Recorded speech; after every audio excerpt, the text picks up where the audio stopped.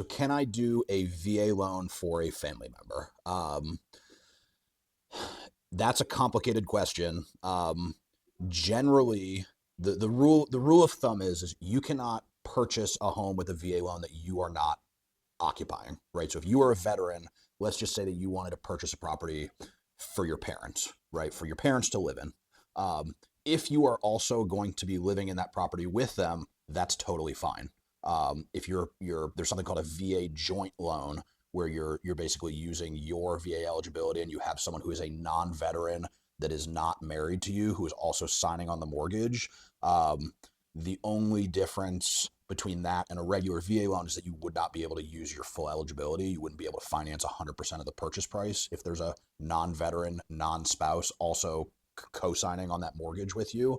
However, the other situation, if you are trying to purchase a property for your parents that you do not intend to live in, you cannot use a VA loan on that property at all. You'd have to look at a different option. Typically, what people would do in that scenario is they would do either a conventional or an FHA loan.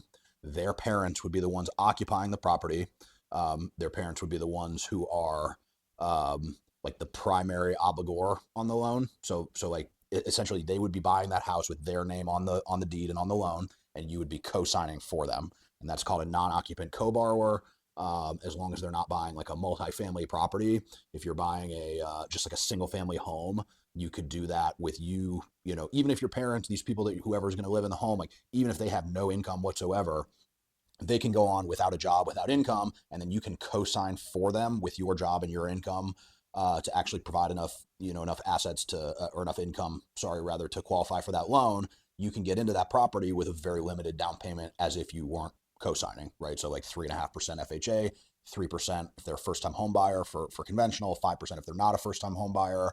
So that's typically the way in that situation. If you happen to have the VA eligibility and you want to purchase a property for someone else to live in, you would typically set it up with them on the mortgage and you co-signing, which allows you to take advantage of like a low down payment, without having to do anything that's not allowed.